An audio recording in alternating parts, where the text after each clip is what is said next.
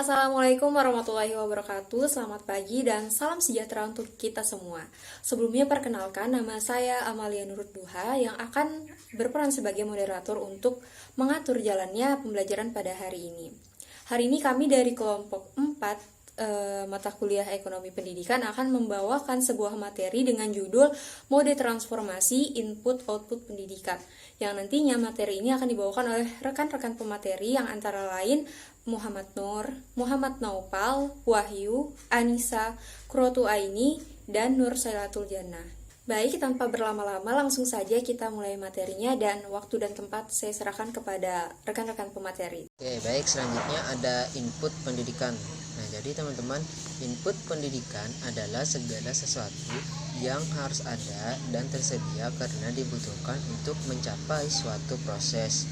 Nah, segala sesuatu yang dimaksud adalah berupa sumber daya, perangkat-perangkat lunak, dan juga harapan-harapan sebagai alat dan pemandu untuk berlangsungnya suatu proses. Selanjutnya ada dasar pendidikan.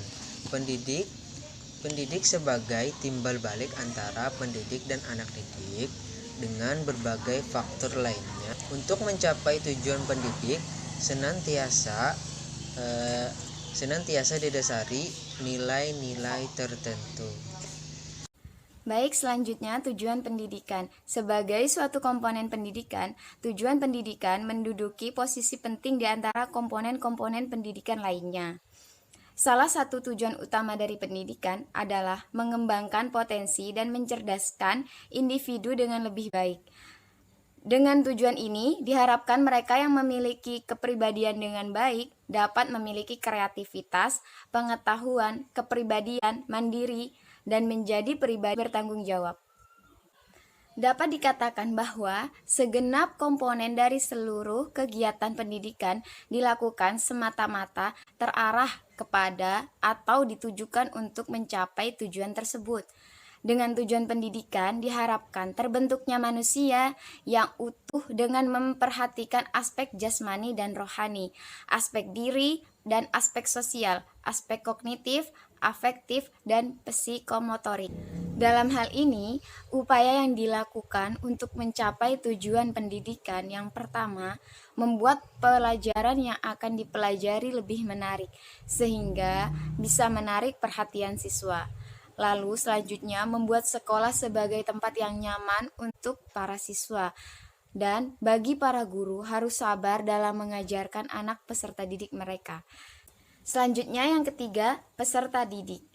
Peserta didik adalah seorang yang mengembangkan potensi dalam dirinya melalui proses pendidikan dan pembelajaran pada jalur, jenjang, dan jenis pendidikan.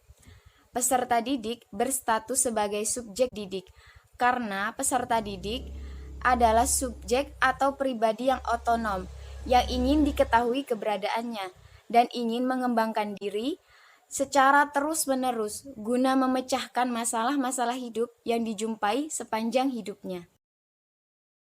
Di sini proses pendidikan adalah berubahnya sesuatu menjadi sesuatu yang lain.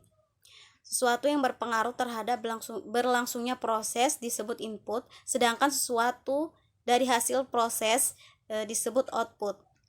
Adapun komponen-komponen yang saling berkesinambungan pada proses pendidikan adalah pendidik ialah orang yang memikul tanggung jawab untuk membimbing. Bedanya pendidik dan pengajar hanya menyampaikan materi kepada anak muridnya, sedangkan pendidik menyampaikan materi sekaligus membentuk karakter yang ada pada anak muridnya.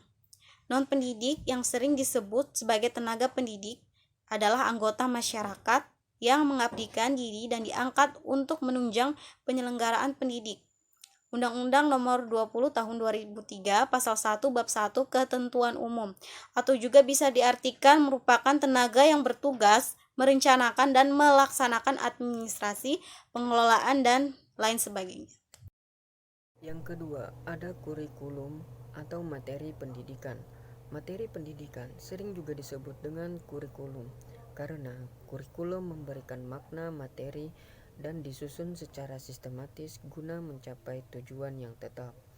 Ada dua tokoh peneliti tentang kurikulum yang bernama Lister Digro dan Alice Crow yang memberikan tentang hasil studi terhadap anak menyarankan hubungan salah satu komponen pendidikan yaitu kurikulum dengan anak didik sebagai berikut.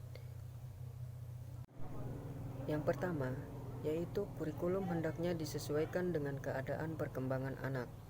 Dengan kata lain, sebelum memberikan pendidikan kepada anak, hendaknya kita melihat situasi atau lingkungan sekitarnya, bagaimana cara kita memberikan pendidikan kepada anak. Yang kedua ada isi kurikulum hendaknya mencakup keterampilan, pengetahuan, dan sikap yang digunakan anak dalam pengalamannya sekarang dan berguna untuk menghadapi kebutuhannya pada masa yang akan. Yang keempat ada materi yang dipelajari anak harus mengikuti minat dan keinginan anak.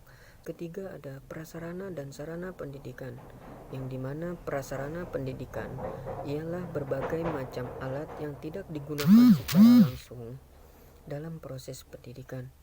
Sedangkan sarana pendidikan ialah berbagai macam alat yang digunakan secara langsung dalam proses pendidikan.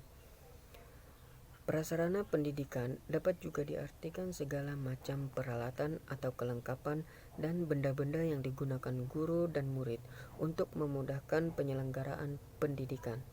Dan sarana pendidikan dapat juga diartikan sebagai macam alat atau peralatan yang digunakan guru untuk memudahkan penyampaian materi yang dipelajari. Baik, saya akan melanjutkan komponen dari proses pendidikan.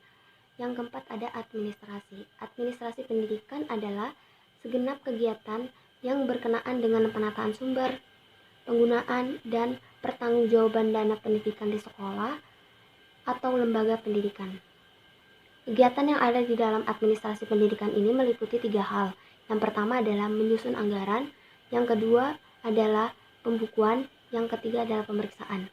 Adapun ruang lingkup dari administrasi pendidikan ini meliputi bidang tata usaha sekolah, yang kedua di bidang personalia guru, yang ketiga adalah personalia murid, yang keempat ada di bidang pengawasan atau supervisi, dan yang kelima adalah di bidang pembinaan dan pelaksanaan kurikulum.